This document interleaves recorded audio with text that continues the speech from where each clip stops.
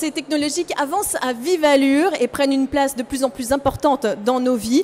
Alors, est-ce que ces modes de connexion changent nos modes de consommation? Quels sont les enjeux et les opportunités? C'est le sujet que nous allons aborder ici avec des experts autour de cette table, en commençant par Agnès Lombois. Bonjour. Bonjour. Alors, pour vous présenter brièvement, vous êtes directrice marketing stratégique chez SEB. SEB, je rappelle quand même, leader mondial des petits équipements domestiques, 4,5 milliards d'euros en 2012 en chiffre d'affaires, ce qui n'est pas négligeable, et 25 000 personnes dans le monde de salariés. Tout à fait. Donc c'est une grosse entreprise. Une grosse entreprise, française. Très diversifiée et française, il faut le rappeler. Jean-Baptiste Duquesne, bonjour. Bonjour. Alors vous êtes le fondateur de 750 grammes. On verra dans un instant ce qu'est ce concept, très intéressant pour ce sujet. Et en face de vous, Xavier Bertrand. Bonjour. Bonjour. Alors, ancien ministre de la Santé, entre autres, et député maire de Saint-Quentin, aussi, entre autres. Alors, dites-nous, pour quelles raisons, parce que j'ai vu que vous étiez très connecté, jusqu'au bout du générique, Monsieur Xavier Bertrand est resté avec sa tablette tactile pour être connecté. Ça vous intéresse tant que ça, cette nouvelle forme de communication? Non seulement ça me passionne, je crois que c'est un avenir qui est très proche. Et puis surtout, pour moi, c'est lié à l'un des défis que je m'étais fixé en tant que ministre de la Santé, auquel je crois beaucoup en travaillant sur un projet plus local qui intégrera aussi la santé, c'est la prévention. Le système de santé français, il est remarquable d'un point de vue curatif pour guérir.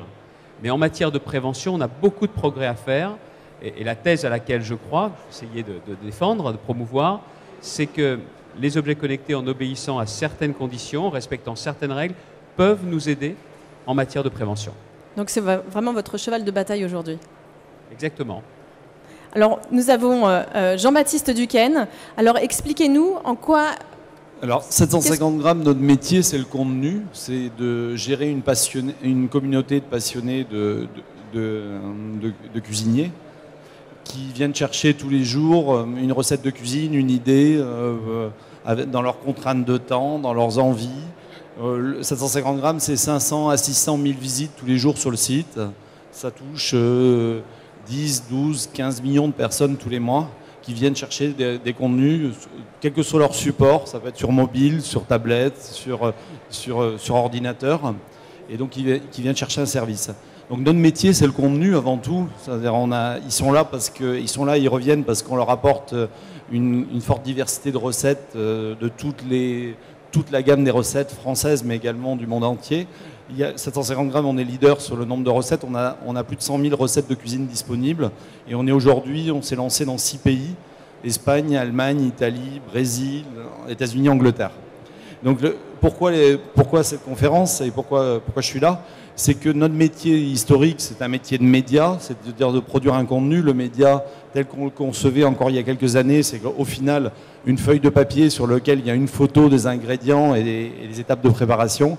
Et ça, quand on arrive à l'ère des objets connectés, à l'ère du numérique, c'est pas transposable, parce que ce contenu, il n'est pas intelligent, il n'est pas pluggable à des objets, parce qu'on ne peut pas en comprendre le nombre de calories, on ne peut pas comprendre quel est l'équilibre de cette recette avec une entrée ou un dessert pour constituer un repas équilibré en rapport avec le PNNS, et d'où tous nos enjeux en termes de, quelque part, transformer nos recettes en algorithmes qui puissent être compatibles avec des objets connectés. Et je pense que le contenu, la problématique du contenu, elle est indissociable de la problématique de l'outil ou la problématique des applications qui vont utiliser. Donc notre métier, ça va être de produire des contenus aussi pluggables sur des applications intelligentes qui sont aujourd'hui demandées par tous nos clients qui nous disent comment je peux apporter un service supplémentaire à mes consommateurs au-delà d'une pure recette comme ils auraient pu la trouver sur un magazine il y a encore quelques années. D'accord, donc c'est là finalement qu'on arrive à faire le lien entre la santé connectée et la cuisine connectée. C'est justement grâce à cet exemple-là. Comment d'autres manières on peut connecter ces deux domaines? On l'a fait dans le groupe SEB, au travers de la cuisson électrique, on sait que les aliments et la façon dont on les cuisine ont un impact sur notre bien-être et donc sur notre santé. Et on a voulu le mesurer. Donc on a fait une étude l'année dernière auprès de 210 personnes qu'on a réparties en 2 groupes. Et un groupe s'est vu doté d'une gamme d'appareils de cuisson SEB et également d'un accompagnement digital. Et ce qu'on a vu à l'issue des 3 mois de l'étude, c'est que les personnes qui ont bénéficié de ce dispositif tout d'abord, ont changé leur façon de s'approvisionner. Ils ont consommé plus de produits frais et beaucoup moins de produits transformés. Donc ça veut dire plus 9% de consommation de légumes frais, plus 16% de consommation de fruits frais, et du coup, moins de consommation de produits déjà transformés ou de livraison à domicile. Ça, c'était le premier bénéfice de l'étude. Le deuxième enseignement de l'étude, c'est qu'ils ont également changé leur façon de cuisiner. D'une certaine façon, ils se sont remis derrière les fourneaux, et ils se sont remis derrière les fourneaux en famille, puisqu'on a eu plus de cuisine avec son conjoint ou plus de cuisine avec ses enfants. Et on sait donc quel impact a la transmission culinaire dans l'adaptation des bons réflexes de cuisine et donc l'impact que ça peut avoir sur la santé. Troisième enseignement, c'est qu'ils ont trouvé que leur cuisine était plus savoureuse. Cuisine à la fois plus savoureuse et cuisine plus légère. C'est-à-dire qu'on a réussi à concilier une cuisine plus saine, la nutrition, la santé et également le plaisir dans l'assiette. Et plus responsable aussi. Plus responsable également. Et dernier enseignement qui n'est pas des moindres, c'est que, et là on rejoint la santé, on a eu un vrai bénéfice sur le bien-être. 17% des personnes se disaient en forme avant le début de l'étude. Au bout de 3 mois, on en avait 55% qui se disaient en forme. Oui. Et donc c'est réel. Hein. C'est réel et c'est même mesurable parce que cerise sur le gâteau, on a eu une perte de tour de taille dans le groupe qui a bénéficié des ustensiles et de l'accompagnement digital, une moyenne de 2 cm et on est même allé jusqu'à 4 cm de réduction du tour de taille. Donc ce n'était pas l'objectif de l'étude, mais on voit que finalement quand on se remet à cuisiner maison, on a un impact sur le bien-être et sur la santé. Et quels sont les enjeux aujourd'hui ? Les enjeux aujourd'hui, c'est vraiment exactement comme le présentait M. Duquesne, c'est de dire on passe de contenu à vraiment du contenu intelligent. Donc vraiment apporter un service aux consommateurs. Donc on a vraiment, au travers de la cuisine numérique, on répond à 3 questions. La première, c'est qu'est-ce que je vais manger ce soir ? Là, on répond effectivement, c'est la question de la base de données, de l'ampleur des recettes qu'on peut proposer. Mais via la cuisine numérique, on a la réponse à la deuxième question qui est comment je fais ? Et là, on a l'appareil intelligent. Et c'est là qu'effectivement, on plug l'intelligence sur les appareils et on a un accompagnement pas à pas sur la réalisation de la recette. Donc non seulement vous avez l'idée de ce que je vais cuisiner, mais un accompagnement sur comment je vais le faire. Et vous allez du coup élargir votre zone de confort. Au début, vous sentez tout petit en disant « mais je ne vais jamais y arriver ». Puis finalement, vous avez des tours de main, vous avez de l'accompagnement, vous avez du pas à pas. Donc vous osez. Et puis si c'est en famille, c'est un vrai partage. Et c'est encore mieux. C'est encore mieux. Donc vous habituez vos enfants à cuisiner maison et vous osez de nouvelles choses. Vous explorez de nouveaux territoires culinaires. Et donc du coup, effectivement, la troisième question, c'est comment est-ce que je peux apporter plus de services ? Et quand vous avez du contenu, vous avez des appareils connectés, mais vous allez pouvoir vraiment travailler sur l'ensemble de la chaîne de valeur depuis l'approvisionnement, donc les ingrédients, jusqu'à la cuisson, donc avec des listes de courses intelligentes, avec des propositions de menus intelligents, du coaching nutritionnel et toute une gamme de services à imaginer personnalisables. Et Monsieur Bertrand, de quelle manière est-ce que vous vous investissez dans ce domaine ?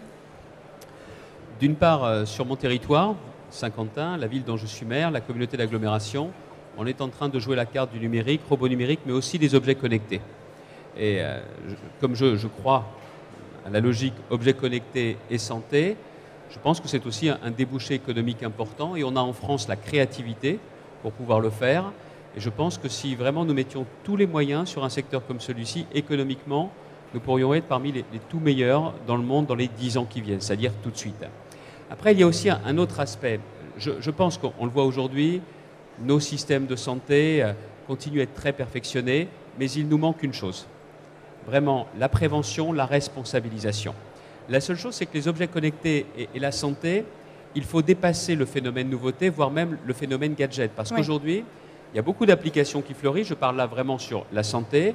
Il y a beaucoup d'objets connectés. Mais sur les applications qui sont installées, il faut savoir qu'au bout de quelques mois, la moitié est déjà désinstallée. Et l'enjeu, pour tous les fabricants, c'est de bien expliquer aux utilisateurs quelle peut être la plus-value pour eux, la vraie plus-value. Pour ma part, je suis passé notamment à la montre connectée. Au début, je me suis dit, est-ce que ça va être un gadget ? Je suis devenu complètement accro. D'accord. Tout simplement parce que, au-delà des différentes données liées au téléphone, au smartphone, il y a le nombre de pas que vous parcourez. Après, vous pouvez aussi mesurer la durée de votre sommeil, voire même pour certains la qualité du sommeil, le rythme cardiaque, ce qui impose plusieurs choses. La fiabilité, parce qu'il est très important dans ces conditions-là de savoir si les informations que vous avez sont de bonne qualité. Ça, c'est l'autosurveillance. Mais il faut faire aussi attention à ne pas être dans l'hypersurveillance. C'est ça, oui, attention au risque. Mais derrière, sur l'hypertension, par exemple, on nous dit bientôt que sur le diabète, on va pouvoir avoir des mesures instantanées. Tout ceci contribue à renforcer la santé, la prévention, mais encore une fois, la responsabilisation. Si vous savez le nombre de pas parcourus dans la journée, c'est bien. Mais si parce que vous n'avez pas parcouru le bon nombre de pas, vous prenez l'escalier plutôt que l'ascenseur, vous marchez plutôt que de prendre la voiture ou le métro, là c'est un plus. Mais ça dépend de chacun. Mais il faut bien être conscient qu'au-delà de l'effet de mode, c'est la logique. Vous savez que ça donne des défis aussi dans la journée. Dans quelques semaines, dans quelques mois, on nous annonce de nouveaux objets connectés. Oui, ça va très vite. La fameuse fourchette connectée.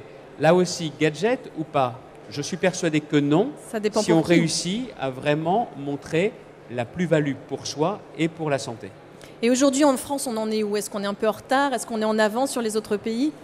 Non, il y a un vrai savoir-faire, il y a une véritable innovation. Le vrai sujet que nous avons à chaque fois en France, c'est que les idées, nous les avons.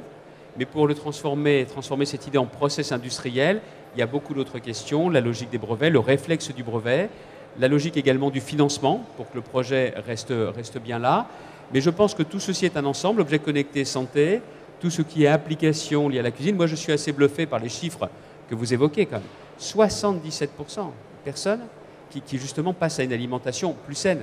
Moi qui étais promoteur, défenseur de cette idée 5 fruits et légumes par jour, je sais que certains peuvent penser que ça ne suffit pas de le dire. C'est vrai, mais avec cette logique-là, on voit encore une fois du plaisir, de la transmission et de la responsabilisation. Vous avez un vrai changement des comportements. Toute réforme, tout objet, toute innovation, si elle modifie les comportements, c'est gagné. On en est où au niveau de 700 grammes? Combien de connexions par jour, par mois? Comment ça se mesure? Sur le site? Oui, sur votre site. On le mesure à la seconde, à la minute. On a des courbes en permanence qui dépendent de l'actualité, de la saison et des besoins, mais c'est 3 à 5 000 personnes en simultané sur le site qui ont une recherche d'un besoin. C'est aussi, on parlait d'appli, c'est des usages de plusieurs centaines de milliers de personnes qui ont pris l'habitude de chercher, avec des usages qui bougent très vite. Quand vous posiez la question, mais on en est où en France? On est sur des sujets qui vont à des vitesses qui sont hallucinantes en termes de progression. Nous-mêmes qui sommes dans ces métiers, on est surpris. Et ce qui nécessite une agilité en termes d'évolution, en termes de décision. Je vais vous donner un chiffre. Il y a 2 ans, sur le site, on avait 17% des gens qui venaient par un mobile ou une tablette. On vient de passer, depuis la semaine dernière, les 50% des gens qui sont dans des usages mobiles versus en moins de 2 ans. Et ça a des ce sont des choses qui sont très difficiles à gérer en termes de modèle économique, en termes d'habitude, en termes pour nous de publicité et en termes aussi d'usage et d'adaptation du service aux besoins. Parce que ce qu'on peut faire sur un ordinateur, on peut pas forcément le faire sur une tablette ou sur un téléphone. Et en même temps, la tablette, le téléphone, elle donne d'autres possibilités. Elle donne des possibilités de prendre une photo, de chatter avec ses amis. Elle donne d'autres usages, elle crée de nouveaux besoins. Et tout ça dans des cycles d'entreprise où, en quelques mois, on doit gérer ces adaptations. On doit gérer le changement, on doit éventuellement changer les fonctions, les organisations, faire la résistance au changement en interne. Donc le premier obstacle, c'est un problème de rapidité d'exécution dans toutes ces choses. Je crois que les objets connectés vont très vite, vont arriver très vite. Et il faudra être capable, pour nos entreprises, de saisir les virages et de prendre des décisions en quelques semaines et d'adapter en fonction de ça. Et alors on parlait de fiabilité, mais les risques, justement, de l'hyperconnexion, est-ce qu'il y a quand même des risques? Ou est-ce que finalement, non, tout se passera bien dans le meilleur des mondes? Il y a plusieurs risques. C'est du passé de l'autocontrôle à l'hypercontrôle, de regarder tout le temps. Oui. Est-ce que ma tension a bougé? Qu'est-ce qu'il faut que je fasse? Il ne faut pas non plus se stresser avec ça. Je crois que c'est très important que de maîtriser. Après, vous avez aussi d'autres questions. Est-ce que ceux qui ont accès sont ceux qui en ont le plus besoin? Sur la santé, qui est le plus utilisateur d'objets connectés, de smartphones et autres? Ce sont les jeunes. Qui en aurait le plus besoin? Ce que je veux dire est réducteur, mais oui, les seniors. Les toujours jeunes, les moins jeunes. Or là, vous avez un vrai décalage et je pense qu'il faut bien montrer que ce n'est pas seulement pour les petits-enfants qui ont ça, c'est que c'est vraiment utile pour tous. Et là, ce ne sont pas seulement les objets connectés, mais aussi toutes les applications, santé ou autres, même si pour moi, une application culinaire peut aussi avoir une vraie dimension santé. C'est important de diffuser pour tous et que ce ne soit pas réservé seulement aux jeunes branchés ou aux moins jeunes qui font semblant d'être branchés, mais vraiment à ceux qui ça peut profiter. Et il y a un dernier point qu'il ne faut pas ignorer, et là il y a une vraie dimension éthique, et toutes les informations qui sont collectées, est-ce qu'elles restent pour moi? Est-ce qu'elles peuvent être transmises à d'autres? À qui et comment? Et ces questions-là, il faut se les poser maintenant pour qu'un jour, on n'ait pas le délire de savoir si on est rentré dans un Big Brother invisible. Je pense que tout ceci est en émergence, pardon, en fulgurance, vous l'avez dit vous-même. C'est une spectaculaire progression. Il faut se poser ces questions dès maintenant pour qu'à un moment donné, si on croit à la plus-value comme moi, ça ne vienne pas être cassé, que la dynamique ne soit pas cassée, parce qu'on ne se sera pas posé ces questions plus tôt. Il faut en définitive rester propriétaire de soi. Quels sont les défis aujourd'hui, Carole Fonta? Les défis aujourd'hui, c'est vraiment de ne pas rater ce virage. Alors, ce n'est pas vraiment une révolution en termes technologiques, mais c'est vraiment une révolution en termes d'usage. Et dans la cuisine, il se trouve que la France a vraiment une carte à jouer. Dans la santé également, mais dans la cuisine, on a une légitimité mondiale. Et on a vraiment un vrai rôle à jouer dans la cuisine numérique de demain. Donc le défi, c'est vraiment de prendre le virage de cette révolution des usages. Monsieur Duquesne, vos défis? Les défis, ça va être de réagir, d'être agile, de travailler en concertation dans un écosystème. Parce que chacun d'entre nous ne peut pas remplir toute la chaîne. On a besoin d'équipementiers, on a besoin de travailler avec des médias, avec des contenus. Il va falloir faire parler tout ça ensemble. Et ça c'est un vrai défi. Monsieur Bertrand, vous allez conclure cette émission. Quel message est-ce que vous avez envie de donner à tous ces gens qui sont qui ont peur de cette connexion? Qu'il ne faut pas avoir peur du progrès, c'est un vrai progrès. Mais encore une fois, à tous les fabricants, à tous les promoteurs de ces objets connectés, de ces applications, de bien montrer la plus-value. Ce n'est pas un gadget, ça n'est pas un effet de mode, c'est véritablement une plus-value pour chacun. Mais si on n'a pas cette dimension pédagogique, on ne permettra pas à la fois à ceux qui sont le plus intéressés et au plus grand nombre d'en profiter. Or, je pense que c'est une révolution ou une évolution vraiment salutaire, bonne pour tous et bonne pour la santé. Eh bien, merci. Merci beaucoup d'être venu ici pour nous parler de cuisine connectée, santé connectée. Et nous, on reste connectés parce qu'on a un autre sujet à aborder qui est demain dans l'assiette. À tout de suite.